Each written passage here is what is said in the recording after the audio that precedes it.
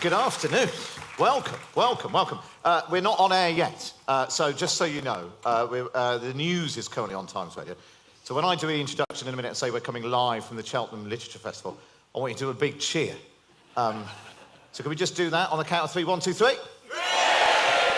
Yeah, it's fine. You'll do that better in a minute. A little bit more. A bit less. Yeah, that'll do. Lovely. Right, well, anyway, welcome, everybody. My name is Matt Chorley. I'm a presenter on Times Radio and a columnist for The Times. And what we are going to do over the next hour is PMQs Unpacked. Give us a cheer if you normally listen to PMQs Unpacked on Times Radio. Well, it's going to be exciting for those of you who have no idea what's going on. I'm joined by Lucy Fisher, Times Radio's chief political commentator, and Patrick McGuire, Times Red Box editor. Basically what happens is we're going to pause the action. When we say we, I mean producer Chloe, this is producer Chloe, who's going to be in charge of pausing the action. And as we go along, during PMQs, we'll pause it, we'll analyse what's happening between Keir Starmer and Liz Truss. We'll do the best of the rest after the 12:30 news, which will depend on how good the other questions are. We'll take some questions from you as well. Marietta Frostrop might pop in if we can rustle up enough money for her fee. And then we'll do the quiz as well. So if some of you want to play the hugely popular quiz, Can You Get to Number 10? We'll do that just before 1 o'clock. What could possibly go wrong? We've never done this before anywhere other than in the studio. But we think it might work. And if it doesn't, it'll be fine.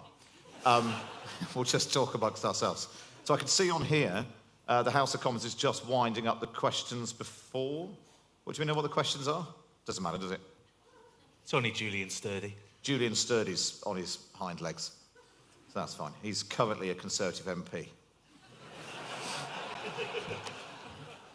Not for much longer. We've got, what, about a minute left, do we think?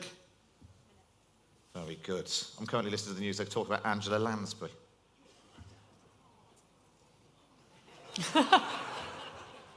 Who is actually, I know it's not on the stage, is the... does anyone know which Conservative Cabinet Minister's grandfather Angela Lansbury was the first cousin of? No? We've just hit peak Penny Patrick Morden. Maguire. Penny Morden. Penny Morden. Sorry, Penny Morden's Penny what? Morden. Is what? Angela Lansbury's first cousin 3 times removed. It sounds like a joke, but it's not. Well, you can tell your friends that later, can't you? So I think you're queued up, aren't you, Chloe? So this scarily looks like this might actually work. Oh, we're just on the weather now. Cloud and rain. Cloud and rain. Here we go. Right, stand by, everybody.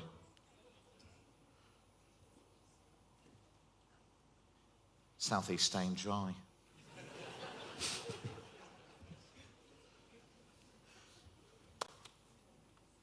Gales of laughter in Cheltenham reported.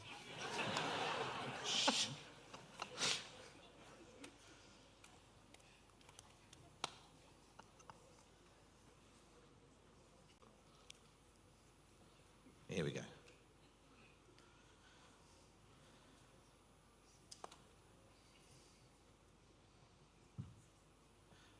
A very good afternoon to you. It's Matt Chorley coming to you live from the Times and Sunday Times Cheltenham Literature Festival.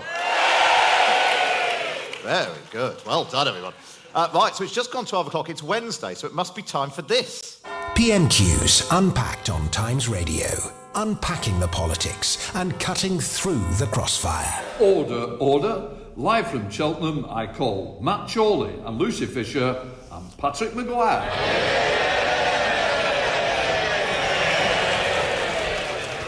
No expense spared there. That's the actual Commons speaker, Lindsay Hoyle, doing us another jingle here on Times Radio. So, welcome to Lucy Fisher. Lucy, how are you? I'm very well, thanks, Matt. And also got Patrick McGuire, Times Red Box there. How are you? I'm all right. Very full for my hotel breakfast, but good. Well, you're better than me. I had the poached eggs and smoked salmon, and it was tiny. It was unbelievable. It's proper cutbacks for you. Now, PMQs Unpacked is coming up. It's been quite a while since we last had one, Lucy, over a month ago. Back then, Labour had a mere 15-point lead in the polls. Quite a lot. You could buy $1.15 with a pound back then. Quite a lot's happened since then. What do you expect to unfold between Keir Starmer and Liz Truss today?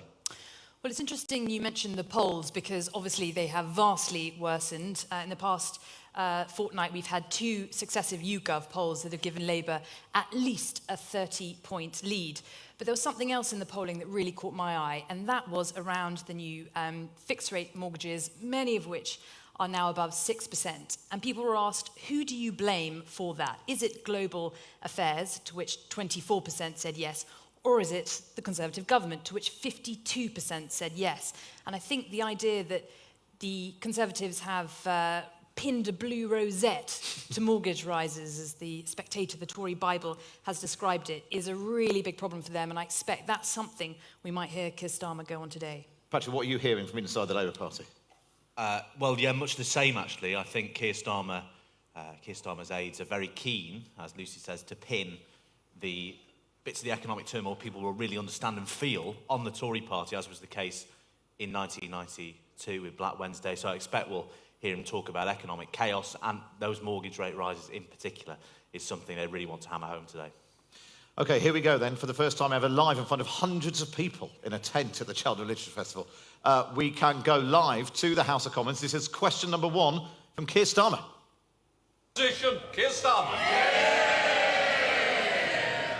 Thank you, Mr. Speaker. Can I join with the Prime Minister in her comments about Sir David? She spoke for the whole House when she made those comments, and I know how deeply his loss was felt on the opposite benches, and we extend our best wishes across at this important time.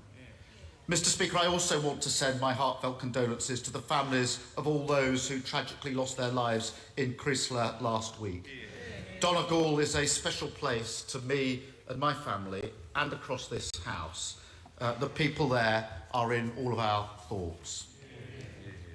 Mr. Speaker, this morning, the Business Secretary toured the TV studios arguing that the turmoil in the markets has nothing to do with her budget. Does the Prime Minister agree with him? Well, Mr. Speaker, what we have done is we have taken decisive action. We have taken decisive action to make sure that people are not facing energy bills of £6,000 for 2 years. And I think we remember the opposition is only talking about 6 months. We've also taken decisive action to make sure that we are not facing the highest taxes for 70 years in the face of a global economic slowdown. And what we're making sure is that we protect our economy at this very difficult time internationally. And as a result of our action, Mr. Speaker, and this has been independently corroborated, we will see higher growth and lower inflation. OK, well, let's pause it there. Some laughter in the hall as well as in the House of Commons chamber. We should just explain, I think those comments, Keir Starmer was referring to Mr Amos. It was this time last year, actually. I remember being on this stage interviewing Jess Phillips just after we got the news about the sad killing of David Amos, which that happened a year ago. So I think that's why there were tributes to David Amos at the beginning there. Let's get stuck into the meat of it, though, Lucy. A nice, clear question from Keir Starmer. What did you make of the answer? Well, it was a bit of a fudge, wasn't it? She obviously was not keen to engage on whether the Conservatives have caused the economic turmoil. And in actual fact, I think one thing that has annoyed so many Tory MPs is that they think, actually, a lot of the things we are seeing, an end to the era of easy money and cheap credit, is coming globally. It's just what the government has done has expedited it and now owned it, so it is really difficult. I was really struck that the Prime Minister rode in again hard behind the tax-cutting policy, saying that this is a government that has brought down the tax burden from a 70-year high, because there's a lot of pressure on her at the moment and her Chancellor to reverse some of the tax cuts that were announced in the mini-budget. You know, we heard from the IFS yesterday that they've got to find £62 billion worth of savings, either from cutting the state really heavily or from reversing those tax cuts. And I think that possibly they are going to have to reverse the tax cuts. So it fascinated me that she sort of was still bigging those up right now. Interesting as well, Patrick, not a lot of noise from the Tory backbenchers. Well, I was just about to say that the one thing that struck me most about that exchange was the overpowering sound of silence from the Conservative benches. There wasn't even a cursory bray of support from anyone behind her, really. And that just shows you the bind she's in. And one thing Tory MPs are particularly frustrated about, she opened with, this government has taken decisive action to freeze people's energy bills for 2 years. And, you know, it's crazy to remember now, given everything that's happened since, but that was almost one of the biggest fiscal interventions any government has made in peacetime in this country ever. And Tory MPs are sat there thinking, well, we got absolutely no credit for it whatsoever. So obviously they're in no mood to cheer, but that just shows you just how isolated she is already a month into her premiership. Even at PMQs, when that's usually a time when a partisan message like that can get even the most hardened cynic on the Tory benches roaring with support, no one wants to open their mouth. Nothing. No sign of Kwasi Kwarteng on the front bench because he's actually in America. He's in Washington this morning, isn't he? But Therese Coffey, the Deputy Prime Minister, sitting next to Liz Truss. Let's go back to the House of Commons again then. It's question number 2 from Keir Starmer. Mr. Speaker, avoiding the question, ducking responsibility, lost in denial. No wonder investors have no confidence in her government. And this is why it matters. A few weeks ago, Zach and Rebecca from Wolverhampton were all set to buy their first home. Then the government's borrowing spree sent interest rates spiralling and their mortgage offer was withdrawn. I met them last week. They're back to square one, unable to buy, devastated, sick to the back teeth with excuses and blame shifting. Does the Prime Minister understand why Zach and Rebecca are completely furious with her? Mr. Speaker, the fact is that when I came into office, people were facing energy bills of up to £6,000 a year. Well, I'm sorry. Mr. Speaker, the party opposite are shouting that he is opposing the very package that we brought in energy price guarantee. That was the major part of the mini-budget that we announced. And Mr. Speaker, he has refused to confirm whether or not he backs our energy price guarantee for 2 years, which protects families not just this winter, but next winter. What we're seeing, Mr. Speaker, is we are seeing interest rates rising globally. They are rising globally in the face of Putin's appalling war in Ukraine. And what we are doing is helping people with lower stamp duty, helping people with their energy costs, reducing inflation with our energy package, and keeping taxes low. And I noticed that the honourable gentleman had a Damascus conversion last night when he backed our cut to national insurance. I can sort of tell from the mood in the hall that probably didn't win you over totally. Supply teachers lost the room. And actually, the interesting thing, talking about the energy bills thing, Patrick, when we did a focus group on Times Radio yesterday, one of the people in the focus group said that all this talk of, well, your bill's going to be £6,000, and so we've now only doubled them to £2,500. You're not going to get a lot of credit for that. It's still gone up massively. It's like so the public aren't delighted by that intervention. It's just a question of, well, of course you had to do something. And actually, the weird thing about Liz Truss's attack on Keir Starmer is saying, well, you only wanted to do it for 6 months, but she spent the entire summer saying she wasn't going to do anything. And ended up doing it for 2 years. And Labour, to be fair to them, did say, it was Rachel Reeves' interview on the morning of Tory Party conference on a lesser broadcaster, did say, but she would back the government for 2 years. So Labour have already supported that. But it's interesting, you know, Liz Truss was given an opportunity. Wolverhampton, the city Keir Starmer raises, 2 out of 3 seats are held by the Conservatives, all of them marginal. And Liz Truss isn't particularly good at showing empathy in these situations. You know, Keir Starmer's message was sort of ready-made for the Wolverhampton Express and Star to run with a clip of his question, and Liz Truss then sort of missed that fairly open goal to show some sympathy with hard-up Tory mortgage payers. And crucially, Lucy, it's normally sometimes when you get those sort of, I spoke to Sally, who happens to completely agree with me on all policies and has a particular life circumstance which fits everything that I say. The point is actually Zach and Rebecca are, we know, spread right across the country. Everyone here probably knows of someone who's gone through exactly this thing. A house sale's fallen through, they've suddenly been hit with a big mortgage interest rate rise. And that's what's really hammering home. And as Patrick was saying, Liz Truss's inability to really engage with that at all. Not only failure to engage with that question, but I suddenly wondered if there was a glitch with the tech and we were replaying the first answer from the Prime Minister So far, so good, touch wood. There's been no glitches with the tech. But I think it's as Patrick said, there are so many Tory MPs who are angered that the government's failed to get credit for the energy support package, that clearly she's just trying to use every opportunity now to hammer home what it is. I think there's so many problems with it, including the fact there's so much confusion about what it is. A lot of people think, OK, my bills are capped at £2,500. Well, that's not right. It's only the energy, the unit cost of energy that's capped. So if you use more than average, your bills will be higher than that. I also think an interesting intervention this morning from Sajid Javid when he pointed out that one of the things that spooked the markets was that this energy bailout package cost much, much more than the markets expected. Speaks to what I've been hearing from a lot of Tory MPs privately, which is their anger that this package wasn't more targeted. And actually, the UK is spending a lot more helping people with their household bills than most other European states, some of which are spending only half as much. So she's being attacked for not being generous enough from the left, for being possibly too generous or at least untargeted, and it being too expensive a package from the right. So, yeah, happy place to be. Right, let's go back, because time's knocking on. Let's go back to the House of Commons. This is PMQs Unpacked live from the Cheltenham Literature Festival. Let's go back to the House of Commons. It's question 3 from Keir Starmer.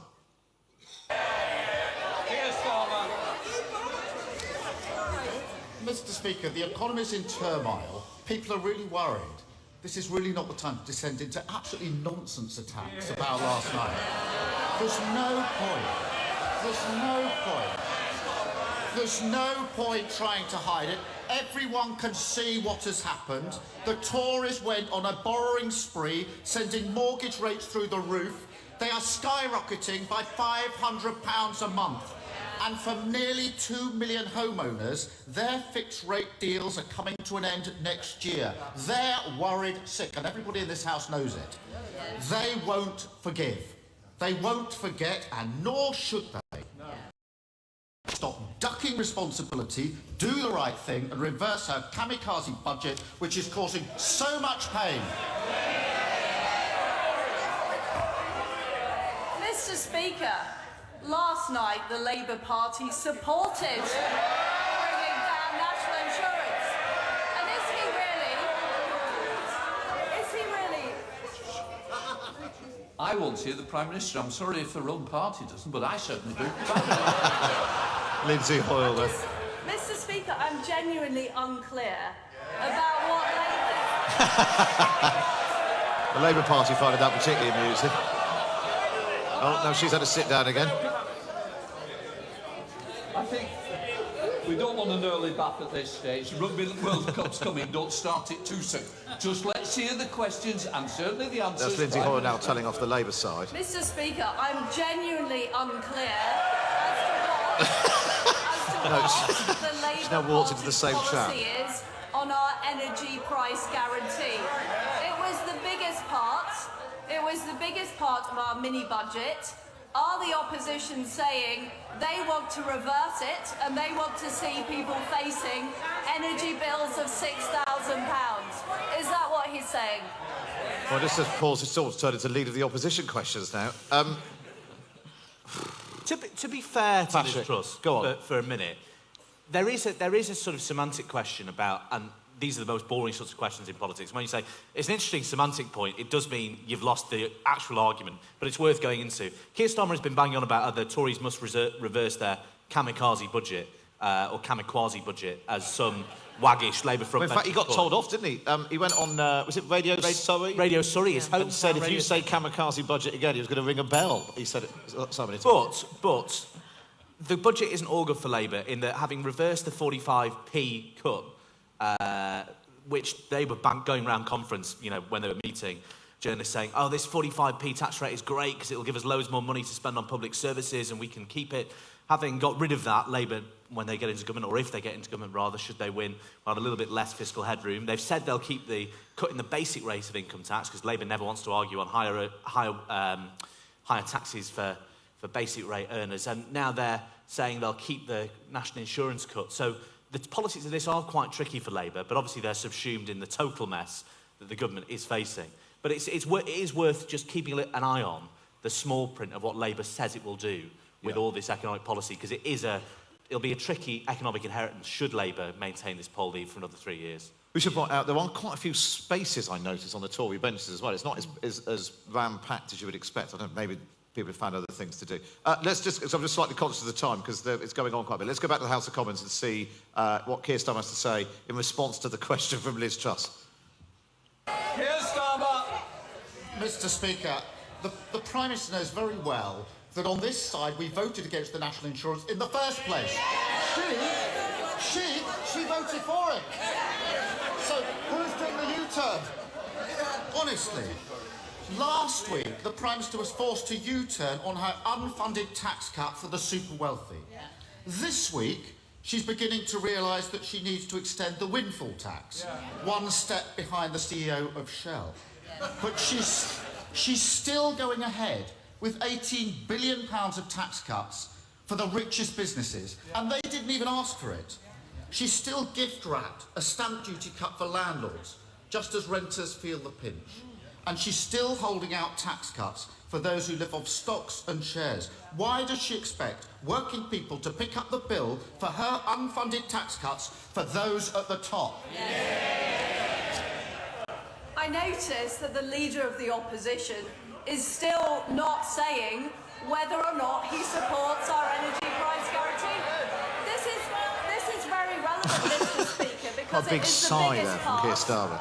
It is the biggest part of our mini-budget. It's the biggest part of the mini-budget.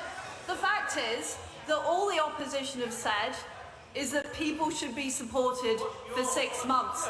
Does he think that in March, pensioners should be facing very high energy bills? Because that's what will happen if he doesn't support our energy price guarantee. And now she's sat down. One thing I just noticed there, Lucy, in the background is Alex Chalk, Cheltenham MP, keen supporter of Rishi Sunak. He came on the show this morning. I think it's fair to say he wasn't a huge enthusiast of what Liz Truss was doing, and judging by his face that we just saw, it looks like he's having a great on the screen, he didn't look like he was having a Real lot of fun. expression. Yeah. What do we think of it so far, Lucy? Well, in a sense, I think that Keir Starmer isn't actually quite capitalising enough on the way that the government seems to be following Labour on policy. You know, he did mention that it was Labour who opposed the national insurance rise in the first place, whereas Truss supported it and then has had to U-turn. He mentioned just in one phrase the windfall tax being expanded overnight. Big policy announcement today that the government is going to cap the revenues that wind, solar and nuclear firms can make. Bit unclear about how they're going to use the extra revenue to bring down household bills, but many people consider that a de facto windfall tax. Again, that's been Labour's flagship policy on energy. So sometimes I think he misses open goals, but... It doesn't feel like he's really captured what an extraordinary moment we've seen in politics for the last month. No, and sometimes his tone sort of feels a bit sort of headmasterly. People won't forgive and won't forget, nor should they. Let's go back then. This is question number 5 then. Let's see what the headmaster's got to say now. This is Keir Starmer. Mr. Speaker, you're not even attempting to answer the questions now. I gently remind her that the idea of freezing energy bills was a Labour idea, which she then took on. During her leadership contest, the Prime Minister said, and I quote her exactly, "I'm very clear. I'm not planning public spending reductions." Is she going to stick to that? Absolutely. Absolutely. What we are... Look, Mr. Speaker, we are spending almost £1 trillion of public spending. We were spending 700 billion back in 2010. What we will make sure is that over the medium term, the debt is falling. But we will do that not by cutting public spending, but by making sure we spend public money well. And the Honourable Gentleman talks about our spending, which he doesn't seem to support, on the energy price guarantee. But the reality is he can't criticise us on one hand for spending money, on the other hand claiming we're cutting public expenditure. Yes, Starmer. I hope you're all keeping notes to try and untangle that logic. I mean, actually, that's pretty significant, Patrick, that at the dispatch box, she said absolutely not. We are not cutting public spending. We're not going to cut public spending, but then offered the most straightforward and easily decoded euphemism for cutting public spending, which is we're just going to make sure we spend it well. And given that, you know, she's saying that from the dispatch box, that's, as you say, a hugely significant moment. It's straight from Liz Truss's mouth. But you have also had influential cabinet ministers like Simon Clarke, the Levelling Up Secretary, who's part of the Quad, the 4 ministers who decide all the economic policy, along with Kwasi Kwarteng and Therese Coffey, saying we've been living in a fool's paradise for too long and it's time to trim the fat of public departments. So it's quite hard to square Liz Truss saying, no, we're not going to cut public spending with what people like Simon Clarke and Kwasi Kwarteng have been saying. Kwasi Kwarteng has written to all Whitehall departments saying, time for you to cut your budgets, lads. And also with what Liz Truss said in the same sentence, which is, we're going to make sure you spend money well, which can mean nothing else other than we're going to make cuts or adjustments to public spending. So it's very confusing and confused, I think. For me, it's not just confusing, though. It's also potentially quite dangerous, because when answering that question, and actually I asked her exactly the same question through to her statement during the Tory leadership contest, promising not to cut public spending, when I interviewed her in Birmingham last week, and she said the same. She wasn't going to cut public spending. Obviously, that is a message intended to reach voters. But actually, at the moment, the more pressing task facing her, in my opinion, is reassuring the markets. And what they want to know is that when Kwasi Kwarteng brings forward this medium-term fiscal plan on Halloween, that there will be, will the markets be spooked, trickle down or treat economics? They want to know that the books are going to balance, and that either means reversing the tax cuts and some significant cuts to public spending, or huge, vast cuts to public spending, and paring back investment and squeezing benefit rises and all the rest. So, and the Institute for Fiscal Studies said this week it was £60 billion. £60 billion of spending cuts, which means 15% to everything. Because if you accept welfare and defence and the NHS, actually there's very little left to cut, and the cuts in the bits of the public expenditure you can cut will be very, very deep. And considering how much budgets have fallen since 2010, there's no low-hanging fruit there. Yeah, it is. So you're talking about, I think the difference between increasing benefits in line with inflation or in line with wages would save about, was it £5 billion? Yeah. So you're a long way off 60. You know, that was one of the, apparently one of the easier of the political arguments. There's one question Kwasi Kwarteng will face at the IMF in Washington today, which is, you know, given how critical the IMF have been of all these policies, which is, we listened to Liz Truss at PMQs, maybe they're listening to Times Radio at the IMF, who knows? But they'll say, well, what does that even mean? And them and the rest of the nation. Right, I'm going to go back now to the last question from Keir Starmer. It's PMQs Unpacked, live on Times Radio from the Cheltenham Literature Festival. It hasn't finished yet. You're going to be here for at least another half an hour, so pace yourselves. Let's go back to the House of Commons. This has been a big rousing peroration from both sides. It's probably just both of them trying to find a clip for social media. Let's go back. Question number 6 from Keir Starmer. They can cheer. I hope they listen very, very carefully to that last answer, because other people will listen very, very carefully to it. Who voted? Who voted for this? Who voted for this? Who voted for this? Not homeowners paying an extra 500 extra on their mortgages. Who voted this? Not working people paying for tax cuts to the largest companies. Who voted for this? Not even most of the MPs behind her, who know you can't pay for tax cuts on the never, never. Does she think the public will ever forgive the Conservative Party if they keep on defending this madness and go ahead with a kamikaze budget? Mr. Speaker, what our budget has delivered is security for families for the next 2 winters. It's made sure that we're going to see higher economic growth, lower inflation and more opportunities. The way that we will get our country growing is through more jobs, more growth, more opportunities, not through higher taxes, higher spending, and his friends in the union stopping hard-working people get to work. Well, there we are. Rousing cheers from Rousing cheers from all sides. Nobody voted. Who voted for this? Keir Starmer sort of picking up the message from the Greenpeace flag at Tory conference last week. Yeah, I think it's the right question to be asking. You know, you think back to kind of Gordon Brown era, the squatter and number 10, it feels that is a narrative that is really gathering pace. Even Nadine Dorries, you know, who supported Liz Truss in the Tory leadership contest this summer, has said publicly, you know, you're departing so far from the 2019 manifesto that Boris Johnson put to voters. You've got to, you know, take it to the public if you want to, you know, push through such a different legislative agenda. But again, I do wish Keir would be a bit more aggressive. What do you think, Patrick? Well, look, I don't think there's been a lot of laughter in this room at Liz Truss's slightly contorted answers, but I don't think this is a room, please correct me if I'm wrong, which is, you know, frothing at the mouth for Keir Starmer. Because it's quite hard to get excited by him. Yeah. It all depends. It's interesting you talk about mortgages because this is, you know, one of the big sort of ancestral rows in the Labour Party. Either you think, you know, if you are, it was part of the Blairite-Brownite thing, not to get too deep into history lessons, but, you know, there are people who believe John Smith, before he died, was always on course to win in 1997 because Black Wednesday had been so terrible and the stain on the Tories' reputation had been so profound and so, you know, impossible to expunge that Labour would always win. And there are those, the Blairites, who thought, actually, there was a chance we could have lost in 97, so we had to seize the moment. We had to be aggressive. We had to really be opportunistic and drive through a programme of reform in the Labour Party.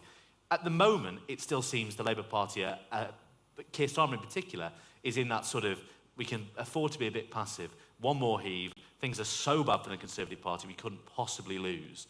And, you know, he still isn't seizing the moment. He's still not being he's not capturing the public imagination, as you pick up in your focus groups. And the thing, and we've talked a lot about this sometimes already, this question of is he keeping his powder dry or has he got no powder? Based on this, you know, he'll gain 50, 60 seats just through the Tory turmoil, but he needs 120, 150 seats to have anything resembling a workable majority. And that needs some rocket boosters and a bit of... And this is interesting, which is why, part of the reason why there's a big argument, as these things always are in the Labour Party, a lot of tension between the Blairite old lags and the Brownite old lags who now run Keir Starmer's office. One of the Brownites, his Chief of Staff, Sam White, got whacked yesterday, he got sacked, partly because the Blairites around Keir Starmer think we've really got to go, get into fifth gear and really seize the moment, grab this moment by the scruff of the neck, and the way Keir Starmer's office is organised very meticulously. Actually, not very meticulously is there, despite his personality, was their objection. You know, that's why he's sacked his Chief of Staff and he's trying to grab this moment by the scruff of the neck. And perhaps we'll see that strategy change, but it's whether Keir Starmer himself has what's in it, has a presentation and a... Let's just do a quick straw poll then. Give us a cheer. We'll do both of them. Give us a cheer if you think Liz Truss won PMQs. I said, give us a cheer. Give us a cheer if you think Keir Starmer won. Yay! Give us a cheer if you thought it was a score draw. Oh, fine. Say again?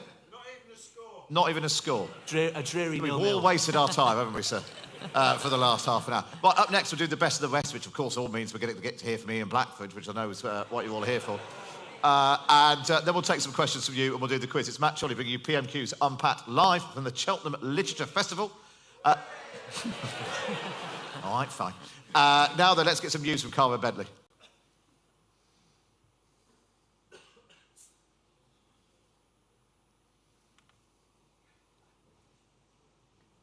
Yeah, I think they're now doing the news. Yes, Cara Bentley's now doing the news. Thank goodness for that. Are you having fun? Yes. It was all right, wasn't it? It wasn't the best PMQs we've ever come across. Let's do a bit of housekeeping. Where is Tessa Bundy? Where's Tessa? Happy birthday, Tessa. Woo! Hooray! Tessa is spending her 24th birthday watching this. Do you need to be getting drunk or something, Tessa? Should we sing happy birthday to Tessa while the news is on? I think we will. After 3. 1, 2, 3. Happy birthday to you. Happy birthday to you. Happy birthday, dear Tessa. Happy birthday to you. Very good. Well done.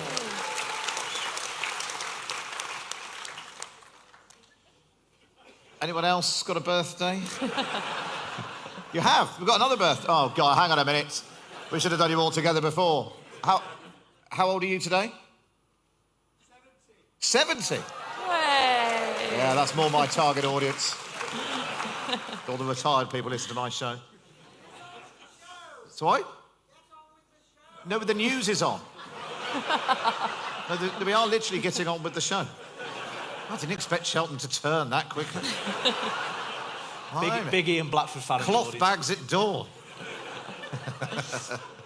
So you know what a Cheltenham audience when it turns. I can read you some of my texts if you like. Go on, then. From MPs, not from my mum. Right. Who actually... Doesn't Patchett look smart? I've never seen him in a tie before. Looks smart. He's going to court. We're coming back. We're coming back. We haven't got time. Sorry. They're great texts. Shut up, Patrick. We're live on the radio. It's Matt Jolly live for the Cheltenham Literature Festival. It was so perfectly timed to come back straight from the news and you were just talking. Yeah, I'm still joined by Patrick Maguire, Times Red Box editor, and Lucy Fisher, Times Radio chief political commentator. What do you want to share with the class, Patrick? They're not even that interested now. Basically, you know, the person who writes Keir Starmer's PMQs, or one of the many people who writes Keir Starmer's PMQs, just raised the point we've raised, which said it'll be interesting to see how the markets respond to the answer about spending cuts and the lack of them. And Liz Truss appearing to rule them out. They said, let's see what the markets say about that. Also, forget it. But the Tory MP, a Tory minister just left the chamber shaking their head. There you go. That's the sort of colour. That's the sort of colour you can only get from my WhatsApp. Lucy, do you want to add to that rambling shambles?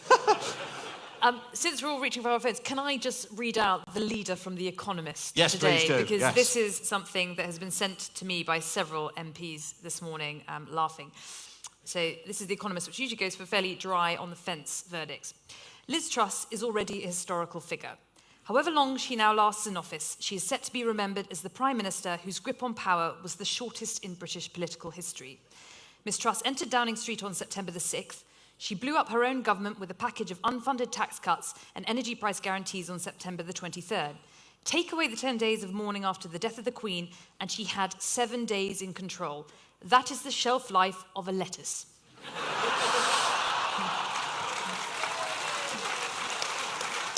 See, that's how you do it, Patrick.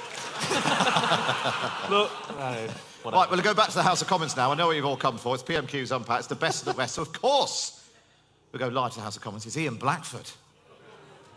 Thank you, Mr Speaker. And can I associate myself with the remarks of the Prime Minister on the murder of David Amess a year ago, and thoughts and prayers very much with Julia and his family. And, of course, we think very much of those in Crestline that have been caught up in the terrible tragedy there as well. I would have hoped that if the Prime Minister is making public spending commitments today, that she would have said that those that rely on social security benefits will get their benefits uprated in line with inflation. Mr Speaker, when the Prime Minister last stood at the dispatch box, the average 2-year fixed rate mortgage stood at 4.5%. They are now at 6.5% and rising, hitting average families with an extra £450 a month of mortgage payments every single month over and above what they were paying. 37 days into the job, this is literally the cost of the Prime Minister's incompetence. It is the price households are paying, and all because of the Chancellor that she chose. Will she now give up her desperate plan to save her Chancellor's skin by scapegoating the Governor of the Bank of England?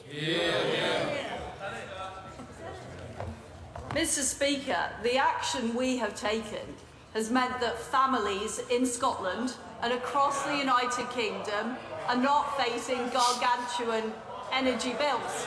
But what the Honourable Gentleman and his friends in Scotland could do to help us out is build the nuclear power stations that are going to help our energy security, help us get more gas out of the North Sea to help deliver on a more secure energy future for all of our people.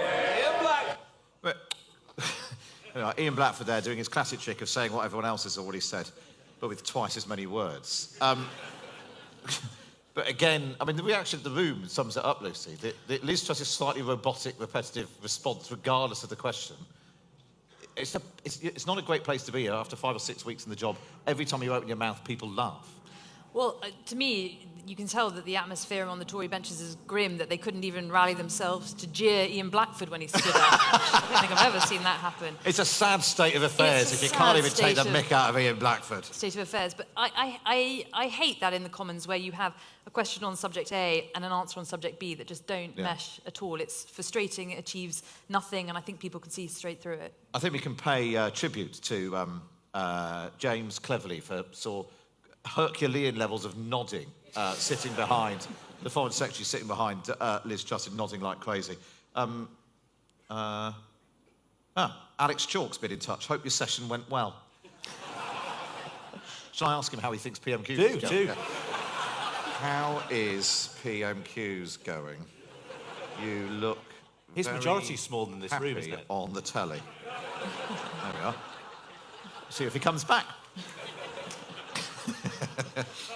Right, let's go back to the House of Commons now. I think we're going to the Tory MP Guy Opperman asking a question of the Prime Minister. Here we go.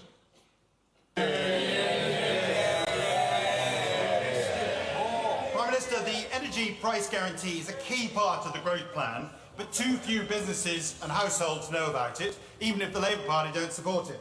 Can I urge you to have a nationwide mail-out campaign to communicate what the government is doing to assess people on reduction of energy, and more particularly, have a reduction of energy campaign by the public service so that we don't go down the route of spending too much on consumption, we reduce supply. Well, my right honourable friend is absolutely right, and I know the Energy Secretary is working on a plan to help companies and individuals use energy more efficiently. We're also working on this across government. I was delighted to speak to my friend yesterday, and I hope we'll be able to start this going in number 10 straight away. In Labour. Curious answer, Lucy. Given that last week we had Jacob Rees-Mogg, of all people, wanting a nanny state campaign telling people how to save on their, I don't know, oil lamps, and number 10 ruled it out, which appeared to be... So is that a U-turn on a U-turn? An O-turn? An O-turn, yeah. Yes, that did appear like she was announcing there will be some kind of public campaign explaining to people that if you turn down the flow temperature on your boiler, that's much more effective in saving on energy costs than just turning off a light. Yeah, very curious behaviour from the Prime Minister there after ruling that out last week on the basis of cost and not wanting to tell people what to do. Well, the great novelty was really that she answered the question at all. I think we could do. Should we do one more? Should we do one more, Chloe? Producer Chloe? Yeah, we do one more. Okay, we could go. I think Rosie Cooper. We're doing Rosie Cooper next. It's the Labour MP Rosie Cooper. Who's leaving? Oh, yeah, she's actually standing It's down. her swan song. Here we go. By-election now.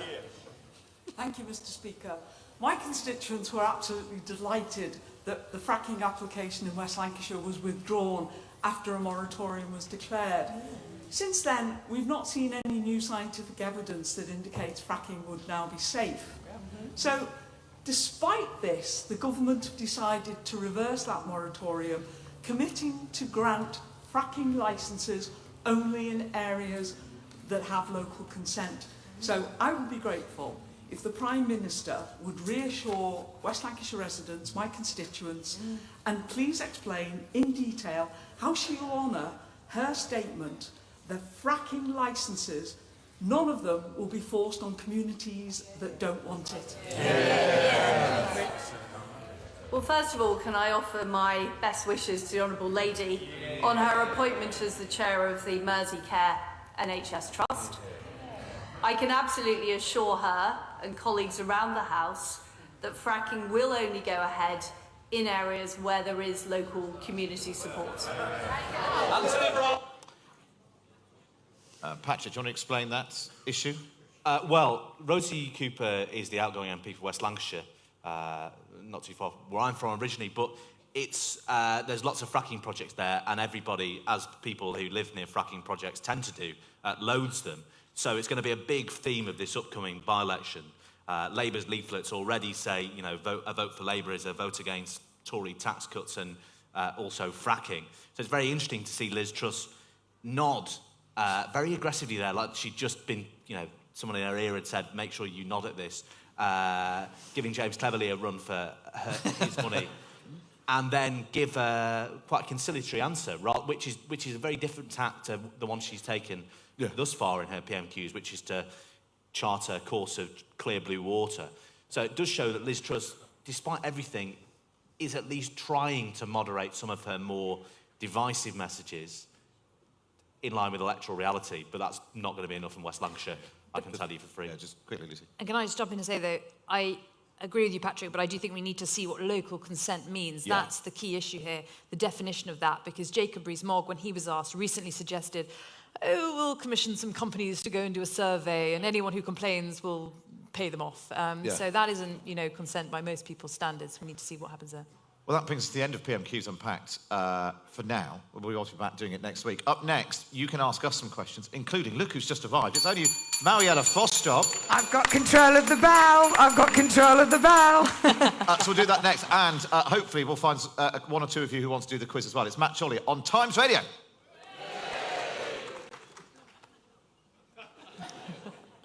Keep it low. Are we going to a break? Are we going to... I don't think we are going We're to a not going break. to a I don't break. know. We don't seem Oh, to be fine. going to a break, We're do not we? going to a break. I love the idea that fracking is only going to go ahead in local communities that are positive about it and want it to happen. So that basically means it's not going to go ahead, doesn't it? I think, quite simply. Go on. What do you want to ask me? I don't want to take over. This is my lunch. You don't want to take over? And yet, Not much. And yet you do. What's coming up in your show for 1 o'clock? Well, I've only got your Graham Norton, haven't I? Yeah. But you were on this stage, weren't you, last night? Graham Norton and I on this stage last night, separated by a Singing mere songs on the coffee shows. table, talking about the old days in Ireland. We were both born in 1962. Actually, one of the things he said, which I really love, is that he just got married last year, and the idea of getting married in older age is so much more palatable, because, you know, when you're in your 20s and you go till death do us part, you're thinking, oh, it's quite a long time. Whereas when you get married, as you approach your 60th birthday, you think, till death do us part, yeah, I could probably manage that. I mean, not too hard. He made all kinds of brilliant observations like that about life matters, and also talked about his new book and things. So we're going to have him on, or the highlights from that, as our big interview at 2 p.m. We're going to be talking about disorder, the state of chaos in the world. We're going to be talking about the new... a windfall tax on energy companies that was never going to happen. I love the idea of Lucy's O-turn. Yes. Which I've actually just tweeted about, because there's so many U-turns now. Yeah, you we might end up have back to where you started. expand. Well, we might have to expand beyond an O-turn. I don't know enjoyed how much last week. bigger it can get. We had a pre-belly. Like the Audi thing, won't it? Like just loads and loads of circles. Yeah. Last week, there's only 4 of those, isn't there? Yes, because that was in the quiz last week. Quiz, yeah. Yes, there's an O-turn. Last week we had a pre-bellion, which was Penny Mordaunt coming out against something which wasn't yet government policy in the expectation it would be. Oh, that's interesting. Which was a rebellion against a policy which didn't yet exist. There's a whole show in There's this. a whole show in isn't this, there? yeah. But I've got to go and do You've mine got to now, go, yeah. so see you later. Very nice to see you all. Round of applause for Mariella Foster. Tune in. Right, so we've got, about 10 minutes left, so we'll do some questions from you. So we can have the house lights up. You can ask me, Patrick and Lucy, anything you like, as long as it's broadcastable. Otherwise, you'll have Ofcom knocking on your door. And then we'll get somebody to play the quiz as well. So, who wants to ask us a question first? Who's got the microphone? Anyone got the mic? Oh, over here. Lovely. Excellent. Thank you. Yes. As Angela Rayner found out, you can't call the Tories scum, but is it acceptable to say you detest them? Good question. This is obviously the back of Angela Rayner called the Tories scum a year ago and got a lot of criticism for it. Nicola Sturgeon said she detests them. What do you think about that, Patrick?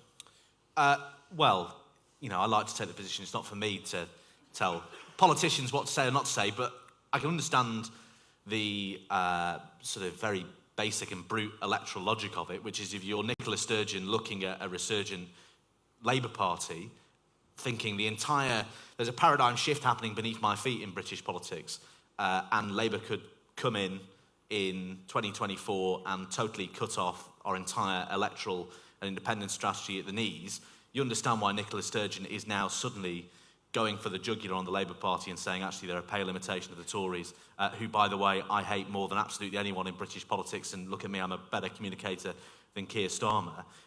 Whether that is an acceptable thing to do for a woman who makes much of her status as a stateswoman on the international stage and the best communicator in British politics is a separate question.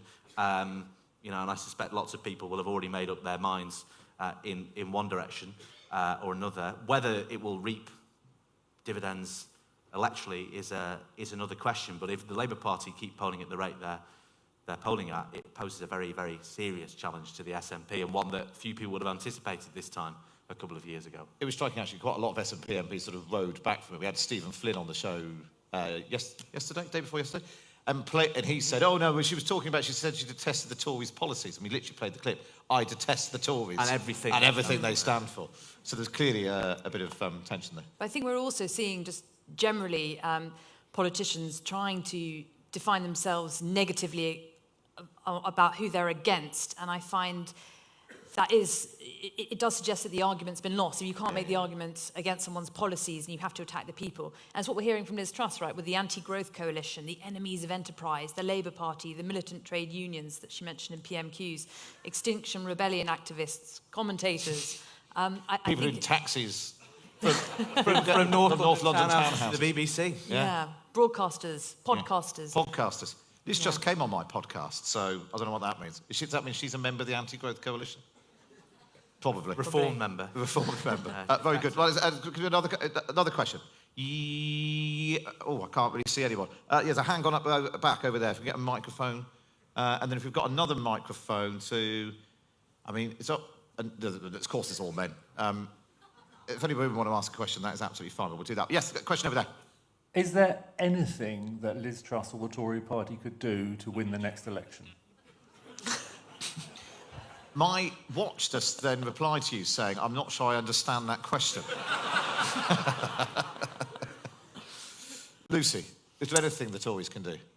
Well, politics is moving at warp speed at the moment, and I'd hate to be a hostage to fortune, but it is really difficult to see how Liz Truss might chart a way back from the absolutely disastrous polls at the moment. And indeed, many of her party, many members of the government think it's all over for the Conservatives, that they are doomed to lose the next election. And many individuals, including ministers, have told me privately that they are convinced that they have lost their own seats. So when you're in that sort of doom loop, you can expect the party to behave quite erratically. As one MP put it to me, said, if you're in the middle of the ocean and you're drowning and you know there's no rescue boat coming, you still do your best to keep your head above water for an extra few minutes, even though you're doomed to die. And they thought that was a good analogy for the Conservative Party. And we were talking about whether Liz Truss would be ousted, whether the party would try and change leader before the next election. And that MP's answer was, I expect they will try to do that, but it still won't be enough to save us. What do you think, Patrick? Well, I agree with Lucy's basic analysis. It's very difficult to see anything that could succeed. But to answer the question very directly, is there anything Liz Truss can do to give them any chance of winning the next election? Well, the answer is pretty obvious. It's resign now. Yeah, because the basic calculation... Sort of round of applause you get for a couple of easy runs in exactly. The basic calculation Tory MPs are grappling with in their head is it more ridiculous for us to fight a general election with our fifth leader in many years, our fifth leader in 7 years, or go into an election with Liz Truss? And given the difficulty, there's no clear mechanism to get rid of Liz Truss, and inertia is always a really powerful force at these moments. Look how long Theresa May survived. I'm leaning at the moment towards Liz Truss staggering on, at least to the local elections next year, if not to the general election. It's that old... when Theresa May was continuing for so long, our colleague Francis Elliott said this situation is completely unsustainable and yet it will sustain. Which is, where we are. Right, so I think we'll do one here. There was a lady here down here with a microphone. We'll get a microphone to you and then we'll do the quiz. So, yes, so gentleman here. I was going to ask something very similar, but let's develop it. Do you think that there's any chance the Tory MPs might coalesce around Rishi Sunak so that it doesn't have to go to the membership? It's interesting, that question, isn't it, Lucy? That who might it be who replaces her? And he seems, well, next in line, if you like, given that he had more support amongst Tory MPs and actually did better in the leadership election contest than a lot of the polls suggested. Well, that's right. And I think, he's playing it well at the moment by staying out of the melee and not criticising her. I think he and people around him realised that was obviously part of the reason that did for him in the leadership contest, that this stab-in-the-back narrative developed around him being one of the first, after Sajid Javid, to resign and precipitate that whole cascade of resignations that led to Boris Johnson going. But I think actually it's the lack of an obvious unity candidate that will potentially allow Liz Truss to stay in power. Some people are talking about Grant Shapps or Michael Gove, Rishi Sunak, you know, some people think, could Penny Mordaunt, you know, stage another campaign? Don't forget Kit Malthouse, whose name keeps appearing in these pieces. Well, exactly, and I think actually... The room's turned ugly. The room's turned ugly. I've just been talking, I didn't actually realise what the time was. We do actually need to get on with the quiz, so I'm sorry. Would you like to do the quiz, Manny? Yeah, I do. You do want to do I think I have to have a question because I have to put it right, the balance of male and female. Oh, yes, please do. Yes, please do. Thank you. And a really quick question because it's interesting, you know, can Rishi come in and save the day? Let's just go a bit further forward. Cheltenham, you know, previously before Alex was a Liberal Democrat. Sorry, is this your quick question? Yeah, Liberal Democrat stronghold. Yeah. So what do we think, though? Let's say you were saying Labour need all those seats to kind of win. Yep. What's the likelihood, though, really, of a Lib Dem, you know, Labour coalition in the, you know? In a single word. Middling. Fine, good, lovely. Right, who's doing the quiz? Have we got a quizzer? Have we got a quizzer ready? We've got a quizzer. We need a quizzer. Put your hands up if you want to do the quiz. But let the lady there do that, because I cut you off. So have you still got the microphone? Oh, let's get the microphone back to the lady there. Fabulous. Yes, it's time for our hugely popular quiz. Hooray! Can you get to number 10? 10 questions loosely connected cabinet jobs. The more questions you get right, the better job you get, taking your place alongside our listeners and guests. We don't have time to go through the cabinet. Sorry, what's your name, please? Sue. Sue, and you're familiar with the format of the quiz? No. Great. I'm going to ask you 10 questions. The more questions you get right, the better the job we give you in our cabinet. So here we go. Let's play Can You Get to Number 10? Here we go. Question number 1. To become Minister without portfolio, complete this well-known phrase. We'll cross that what when we come to it? Bridge. Is the correct answer. Question number 2 for digital culture, media and sport. Bjorn Again is a tribute band for which famous pop group? ABBA. Is the correct answer. Question number 3 for environment, food and rural affairs. Which confectionery company launched fruit pastels in 1881? Roundtree. Is the correct answer. Question 4 for transport secretary. What colour are the double-decker buses in London? Red. Quite easy, these questions. Question number 5 for education secretary. Spell jewellery. Jewellery. What? Oh, jewellery. There's a jewellery in there. Go on, give it to her. Come on, Keir Starmer would. No. No. She's not for turning. Okay. Jewellery is the correct way. So you've become transport secretary. You happy with that? Yeah, actually, because we need more trains to Cheltenham instead of the A417 for climate change. What happened on the train to Cheltenham yesterday, Patrick? We were sat next to a woman who let 2 ferrets run loose all over the table, and it stank. And they were drinking out of a saucer of milk. Yeah. Stank the train Disgusting. out. An hour and a half into the journey, she realised she was on the wrong train. She wanted to go to Nailsea and didn't know how to get there. So anyway, there we are. That's what maybe you can sort out your first job. Cheltenham, thank you so much for having us and coming and doing PMQs Unpacked. Amazingly, the technology worked. Round of applause to producer Chloe for making all that work. And producer Andrew and all the team back in London as well. Round of applause to Lucy Fisher and Patrick Maguire.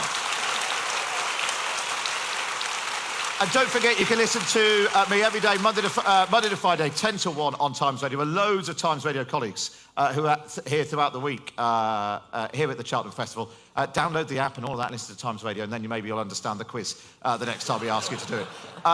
Thank you so much for joining us. We hope you enjoyed it. Have a good rest of the day. Goodbye.